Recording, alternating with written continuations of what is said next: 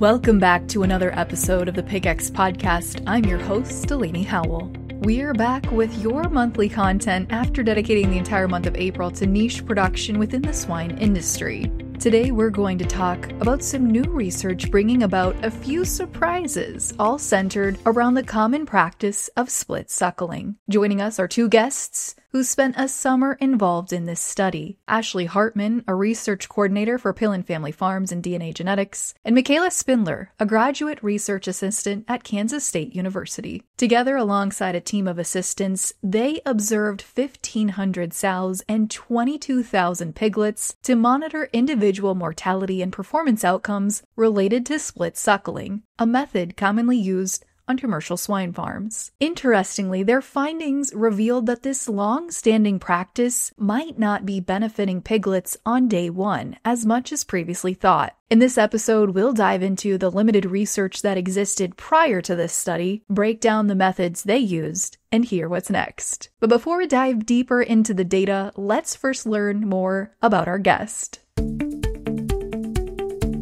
So I grew up in Montana and actually grew up on a cow-calf operation. So I really never had much to do with commercial swine production. And we joke a lot in my family because my sister's actually the one that showed pigs in 4-H and not me. And so now that I work with pigs, it's kind of ironic. And then I worked for a bull stud for several years and decided to go back and get my bachelor's degree and ended up at K-State working for the swine nutrition team. And so that was really where I started my commercial swine experience, was with the applied swine nutrition team at K-State.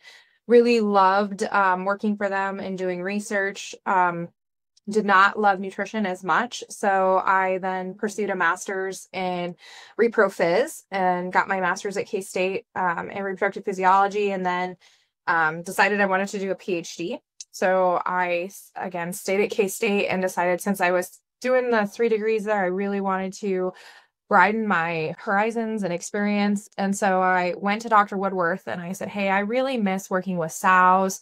I really want to do a swine project. I want to do something different. And he said, Ashley, you study male fertility. Why would you work with sows? I said, well, because nobody lets you in a boar stud.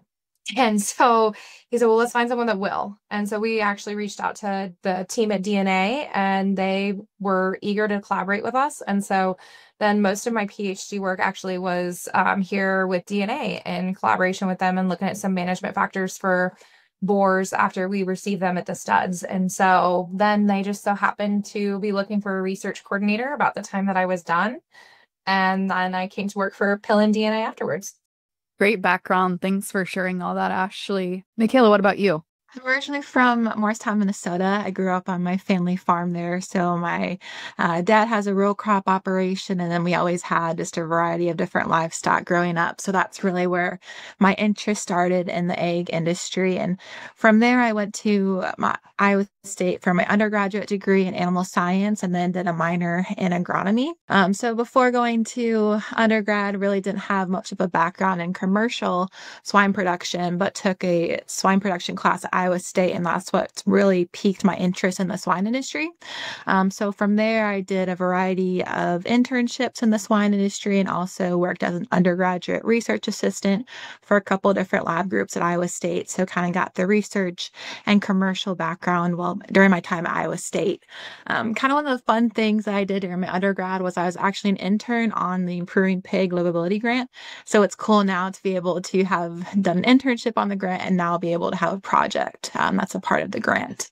So after undergrad, knew I wanted to go to grad school, really enjoyed my research experience as undergrad, so came to Kansas State to work with the applied swine nutrition team. So came from my master's, completed my master's in 2023, and then stayed on and currently working on my PhD in swine nutrition. Awesome. Thank you for that background as well. So when you were working with the Pig Livability Grant, at what point in the process was that early in the grant? Think back to when that was. It was a while ago. It was 2020 was the year, okay. The summer of 2020 that I've been an intern. So kind of at some of the initial stages of when that grant didn't go to. That awesome. Would have been pretty early on. Awesome. Well, thank you both for sharing those backgrounds. Maybe just for our listeners as well, we were talking a little bit before I hit record about how your paths crossed to decide that split suckling research was important, both from your perspective in your PhD work, Mikayla, but also from Pillen Family Farms perspective. Can one of you share just a little bit about how that conversation came to be and what that partnership really looked like as it started to shape? So probably last January, we started having some conversations here at Pillens and DNA. We always do some sort of big summer trial, and we're really talking about, okay, we want to focus on pig survivability. What can we do? What things can we look at? And split suckling came up many times. Is it worth it? Are we doing it the right way? What should we be doing differently? And so that was kind of internally some conversations we were having. And then I'm not even sure, Mikayla, what you and I were chatting about one day, but I think she was just asking what projects we had coming up here. And I mentioned that. And then she mentioned that she was kind of thinking something along those lines also for a summer trial. And so then we started having conversations about, do we do this project or what about split suckling? And from there, it just kind of, or I guess organically, we kind of created that connection of working together to build a split suckling project. And for us here at Pillen and DNA, being able to use that university partnership for trials like this is so important to what we're able to complete with our program. So having students like Mikayla come in is really, really fun and awesome for our research program. And our whole R&D team loves when we're able to do these kinds of university collaborations. I would say from the Kansas State side of things. So I really enjoy sow research and working with the pre-weaned pigs. So I knew that I wanted to get on a sow farm for the summer to do a larger trial. So I was talking to my professors here at Kansas State, and one of the ideas that kept coming up was split suckling. So it just kind of worked out really well when I was talking to Ashley, and they had an interest as well to get that collaboration. And it's a really good experience for me as a grad student to be able to go out on a commercial farm and get research on a large farm, not only just get really good data, large numbers, but also kind of get to see how different farms operate and different production practices on each farm. And so really kind of digging into split suckling, before we talk about your trial in particular, can we just start with a history of split suckling? How long has this been prominent in the industry? What kind of led up to the steps of actually getting this research trial in place? I will let Mikayla take the lead on that one, because when we started this, we kind of tasked her with a big challenge and kind of told her, hey, do a lit review and find us every piece of information you can find on split suckling. Yeah, so I could definitely take this one. So split suckling it's a common practice on commercial farms. And really what split suckling is after that sow has farrowed, you remove a portion of her litter from the sow and place them under a heat source in the crate, so that certain pigs that are removed, they don't have access to the sow's underline. And what this does, it allows those pigs that are left on the sow to have greater access to that sow's underline and a greater chance to consume colostrum. So really, when I was doing kind of a review of the literature and trying to see what's out there and what has been done on split suckling, I found 7 published trials going back to the 90s up until the 2020s. So really, when we think about that, that's really not a large number of studies looking at split suckling, but even though we don't have that much data on split suckling, it really is a common practice on our commercial farms. And really, when we think about split suckling, the main thing that we're trying to have an impact is, can we have decreased pre-wean mortality? So if we get those pigs more colostrum, are we going to have an impact on pre-wean mortality? So that's really the main thing that we think about trying to have an impact on when we split suckle. So when I was digging into these published trials and literature, what I found was that 2 of these studies found differences in pre-wean mortality, where split suckling had a positive impact by decreasing pre-wean mortality. So how did doing that literature review, looking at what had been done, lead to, and some of the conversations you had lead to this trial that was started between Kansas State and Pillen Family Farms? So when we look at the literature on split suckling, it doesn't really indicate one best practice or one best way to split suckle. The trials that have been published have looked at multiple different ways of determining what pigs you pull off during split suckling. Do you pull off based on body weight, only pulling off those heavier body weight pigs? Or do you pull off pigs based on birth order, where you pull off those earlier born pigs?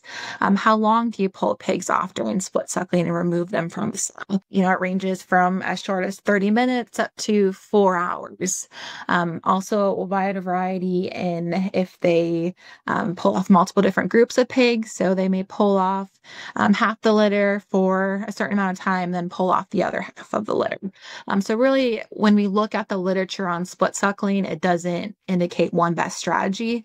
And really, if we compare split suckling strategies from different production systems, there's a wide variety in protocols used. So really, when we were thinking about trying to develop our treatments for this trial, we really wanted to focus on the two main split suckling strategies. So that would be split suckling either by birth weight or birth order. Yeah, and from the Pillen DNA perspective, as we started having these conversations about the trial, and we have always, the belief here was that split suckling works. I mean, we're helping those piglets early on day one. It's an intervention that we do to help them. And as we started having conversations with different farms and things like that, or even other customers, we realized there's not a consistent method to do that. But like Mikayla said, the groups we want to focus on are those light birth weight or smaller pigs, or those born later in the birth order. So those were the pig, like what we would consider our high risk pigs. And so where we really wanted to focus, but like I said, it wasn't consistent in how we were helping those as we really looked across the board. Let's go a little bit more in depth about some of that literature research that you did, Mikayla. The number of trials and things like that, and how that built the foundation for the trial that you did. So when we look at the published trials that are out there in the literature and really focus in on those two studies that found decreased preem mortality due to split suckling, and dig into those treatments a little bit more. For one of those studies, it was published by Valet, and it had 300 sows in the study. And they had two different treatments. So they split suckled based on birth order, and then they had their control that they compared that split suckle treatment against, where they did not split suckle those litters. So for their split suckle treatment, how they applied that was that after 9 pigs were born, they removed the first 5 pigs that were born in that litter, and they pulled those pigs off for 4 hours. So probably a little bit longer than what most people would do in commercial production, but they pulled those pigs off for 4 hours. And what they found is a tendency for reduction in pre-mortality of those pigs that were on those split suckle treatments. For the second trial that found a difference in pre-mortality, that study was published as an abstract in 2015. And for this study, they compared a control treatment compared to split suckling based on pulling off the heavy body weight pigs for 2 hours. And what they found is that by pulling off those heavier body weight pigs and allowing those lighter body weight pigs to have greater access to that sow's underline, they actually found an increased survivability or a decreased mortality in those small birth weight pigs. So Mikayla, how did that research impact the way you set up your trial? Yeah, so really had lots of discussion with my professors here at Kansas State, and then also with the research team at DNA and Pillens, really kind of going back and forth about, what do we see in the literature, what has worked before, what's currently being done at Pillens, to kind of create our treatments that we used. So really, because we saw some differences, or in research, we saw differences in pre-mortality due to split suckling based on body weight and birth order, we really chose to kind of follow those two different treatment methods. So we compared 2 different split suckling strategies based on pulling pigs off by birth order or body weight. Ashley, when you think about split suckling on commercial farms, why is it such a common practice? I think that for our farms, there's this desire to do so much good in day one. I mean, we're assisting the sow, we're trying to dry those piglets, and we know how important colostrum intake is. I mean, colostrum intake really drives the lifetime success of that piglet. And so if we are helping by split suckling to improve that colostrum intake, then we just assume we're helping pre-wean and we're helping post-wean mortality. And so I just think it's this mindset on farm that we're doing something to help the pig. And so that's why we've been a big proponent of it. I would say prior to doing this trial, that was really our commercial on farm mindset, is that we were doing something to help that pig on day one.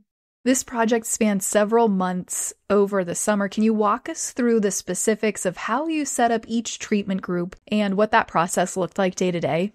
So for our split suckle study, we looked at 3 different treatments. So our first treatment was our control, and these control litters were not split suckled.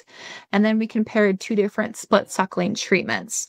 So for our first split suckle treatment, we split suckled based on birth order. And for this treatment, during farrowing, myself and then the awesome ladies that I got to work with in the farrowing rooms at the farm I was at would mark pigs as they were born. So they marked the first 8 pigs born, and then after that sow was done farrowing, and we counted her being done farrowing after birth was passed, we went in and took a body weight of those pigs and then applied our split suckle treatment. So for this, we pulled off the first 8 pigs born in that litter for 45 minutes and then placed them under a heat source in the sow's crate. After that 45 minutes was up, we then put those first 8 born pigs, or those marked pigs, placed them back on the sow, and then pulled off the later born pigs for 45 minutes. And then after that 45 minutes was up, then we put those unmarked pigs, or those later born pigs, back on the sow, and that was the completion of our split suckle treatment. For our second split suckle treatment, we split suckled based on body weight. So again, after that sow was done farrowing, again, that was marked as when she passed after birth. We took a weight of those pigs, and then we went in and applied our split suckle treatment. And for this, we pulled off the 8 heaviest born pigs in that litter for an hour and a half. And then once that hour and a half time frame was up, we put those 8 heaviest pigs back on the sow, and that was the completion of that split suckle treatment. So for our second split suckle treatment, we did not do any swapping. We just pulled off those 8 heaviest born pigs. What specific metrics or outcomes were you looking at to measure the success in this study?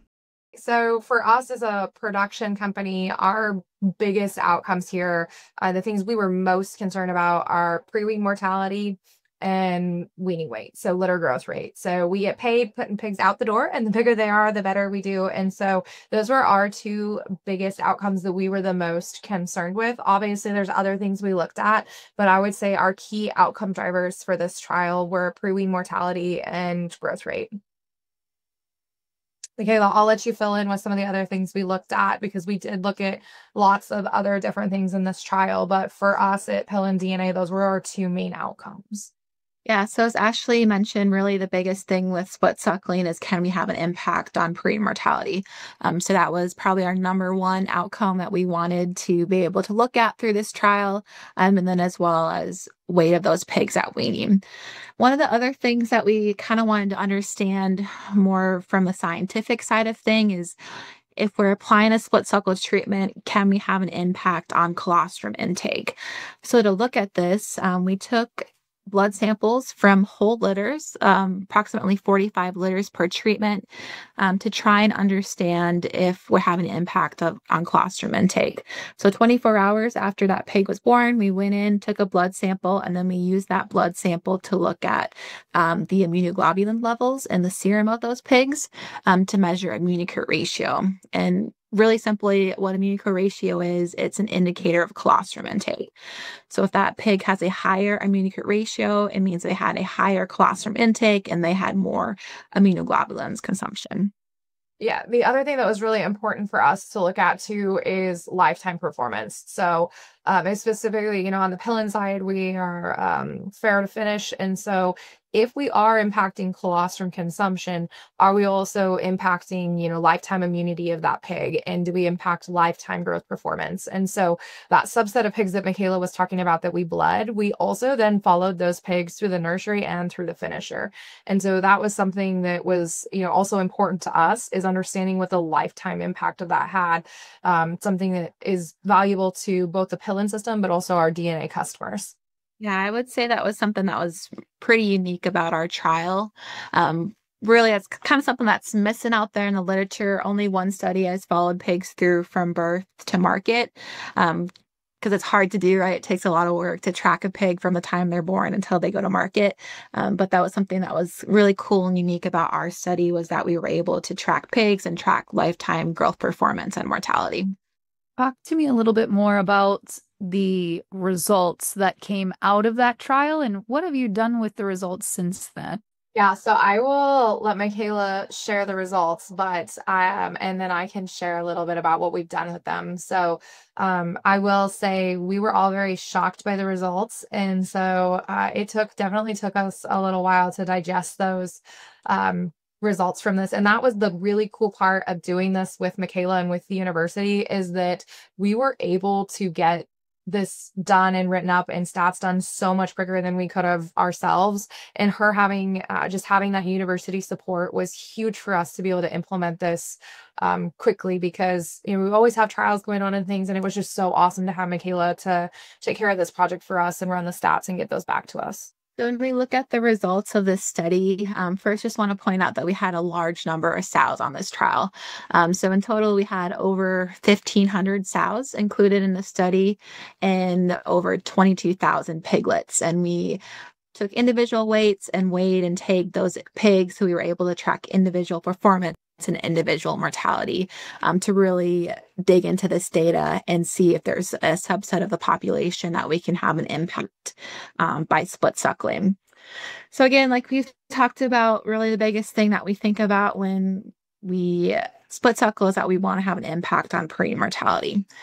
So when we looked at prenatal mortality in this study, we did not see any differences among our 3 different treatments. So by applying the split suckle treatments that we used in this study, we did not impact prenatal mortality. We also didn't see any differences in weaning weight of those pigs or growth performance of those pigs pre-weaning. So really don't see a lot of differences in growth performance or mortality in this study. And when Mikayla sent me that back, I said, "Are you sure? Can you double check? Like, we really found no differences?" Yeah, I was reading a little bit on this beforehand, and I noticed that there were a lot of maybe discrepancies in some about, if you pull some of those pigs off first, are they impacted by that? Obviously, the smaller pigs that you're trying to help support are impacted from birth as well. So you noticed no differences between pigs you pulled for split suckling versus those that stayed on the teat. Yeah, so once we kind of got the initial analysis done and looked at the overall population, one of the things that we wanted to do is kind of dig into this data a little bit more to try and understand if we're having an impact on a subset of the population. Are we helping pigs born later in the birth order? Are we helping those light birth weight pigs? Or potentially, if we're pulling off those heavy birth weight pigs, are we hurting them? So one of the things that we did was look at prenatal mortality by body weight category. So I took our distribution of body weights and broke our pigs down into our light, medium, and our heavy body weight categories to look at prenatal mortality. And when we break apart our population of pigs into those 3 body weight categories, again, we don't see any differences in prenatal mortality due to split suckling.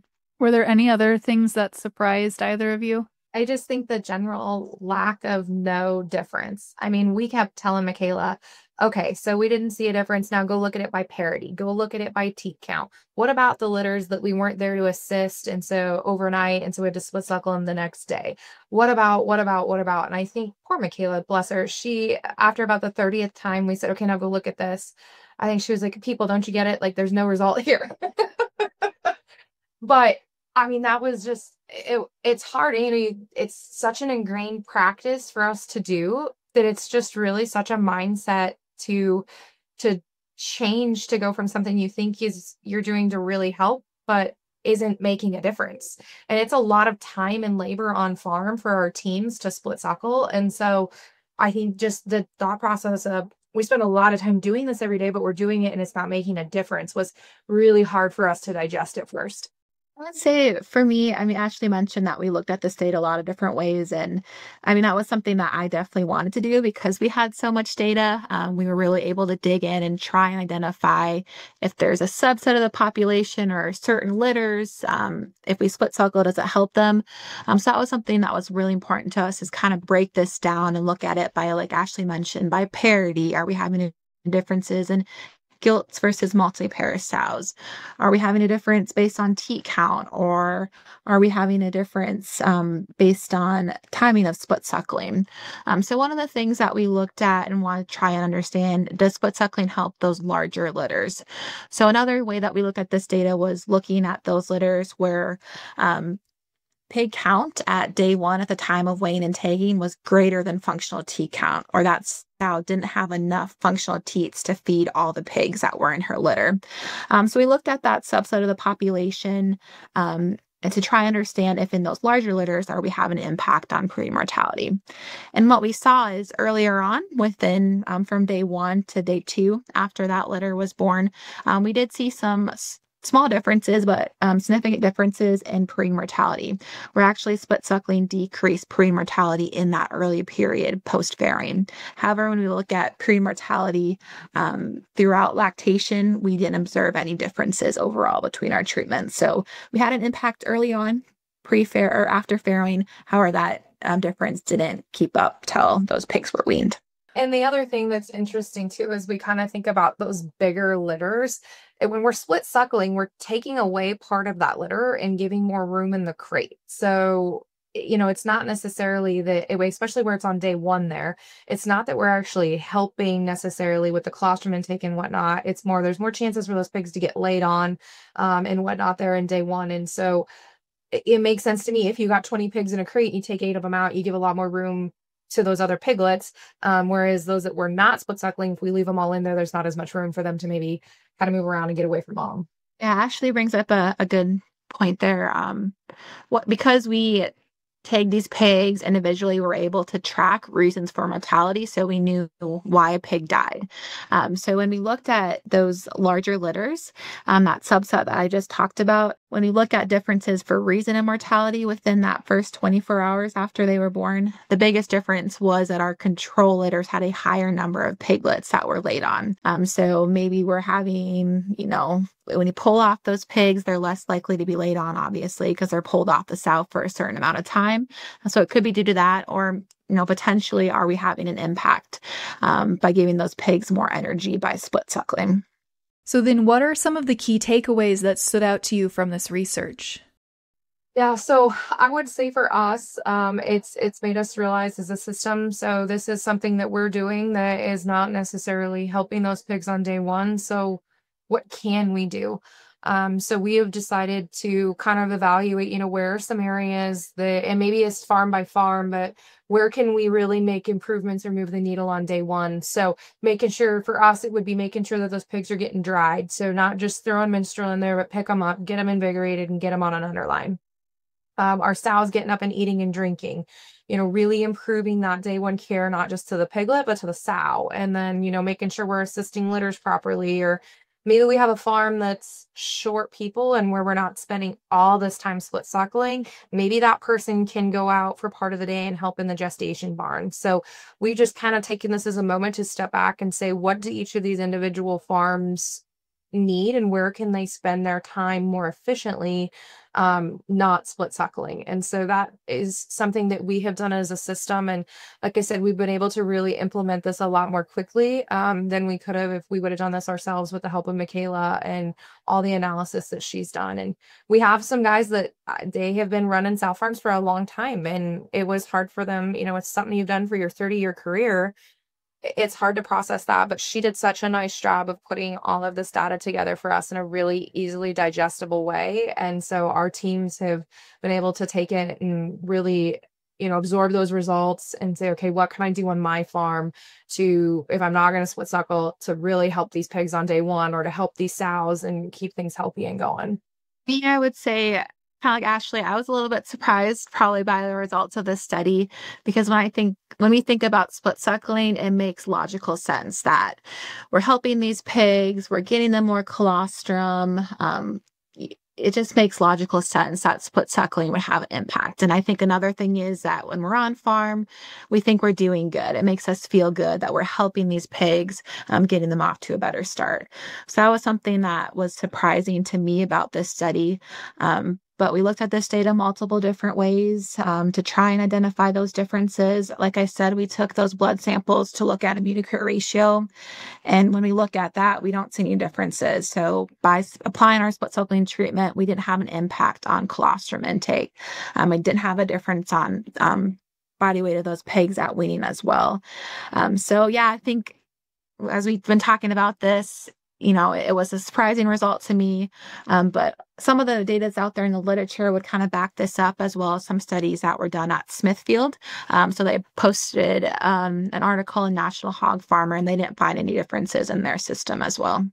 Perfect. Are there any other key takeaways or points you guys want to go back to that we might have missed? I would say one of the big things that was unique about this study that we kind of touched on earlier was that we followed these pigs from birth until they went to market. So we followed a subset of pigs into the research nursery at Pillen's and then into the research finisher. And we were able to track growth performance of those pigs by taking a weight when those pigs were weaned, before they were moved to the finisher, and then before the first marketing event. And then we're able to track post-weaning mortality on these pigs.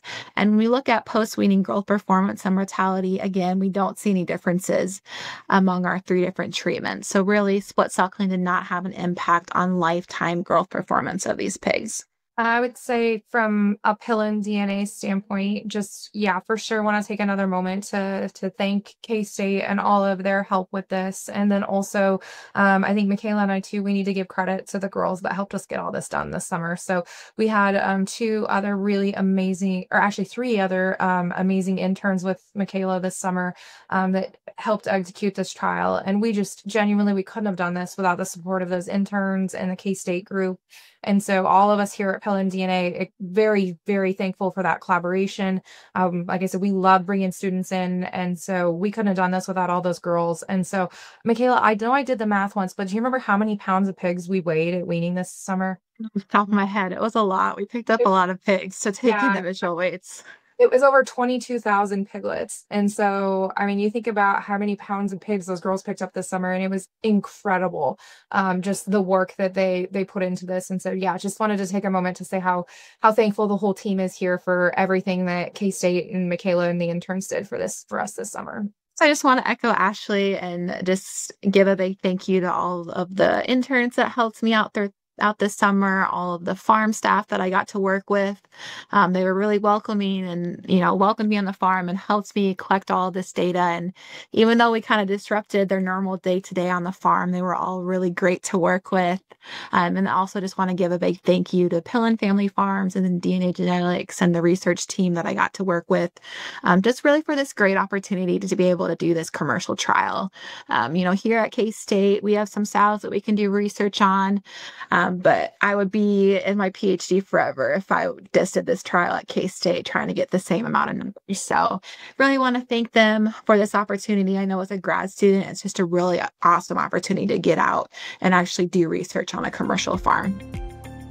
This has been one of many fascinating research projects happening in the swine industry, especially valuable given how little data currently exists around this particular practice. A big thank you to our guests today, Ashley Hartman and Mikayla Spinler, for sharing their insights and experiences. And thank you for tuning in to this month's episode of the PigX podcast. Each month, we bring discussions happening in the swine industry. Don't forget, new episodes drop on the first Monday of every month, so be sure to hit subscribe so you get notified when those are released. We'll see you next month for another timely conversation on all things swine. Until then, I'm Delaney Howell, and this has been the PigX Podcast. PigX is a national podcast hosted by the Pig Livability Project partners at Iowa State University, Kansas State University, and Purdue, and supported by the Iowa Pork Industry Center.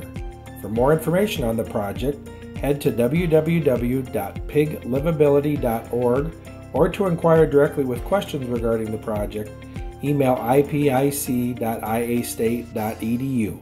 PigX, ideas in the swine industry worth sharing.